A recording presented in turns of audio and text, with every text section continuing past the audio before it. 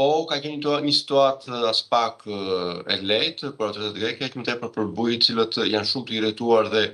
është dashur të bllokojnë njësër akses rrugore kryesisht nacionale dhe akses ndërkombëtare që lidhin Greqinë me vende të tjera. Në disa momente nuk ka patur leje dhe është dashur pra shasur me rezervën e policisë, por nga ana tjetër dhe revoltën e bujkëve të fremerëve, të cilët janë përleshur me policinë, duke patur disa të lënduar lehtë dhe duke krijuar më tepër tension dhe shqetësim për qeverinë greke, e cila po mundohet të gjejë një formë për të qetësuar situatën, por nga ana tjetër duke që ky tension nuk vjen në ulje, ditën e sotme janë njoftuar bllokime të tjera rrugësh, shtim të radhëve të fermerëve nga zona të tjera të Greqisë, bëhet fjalë që protesta shtohet edhe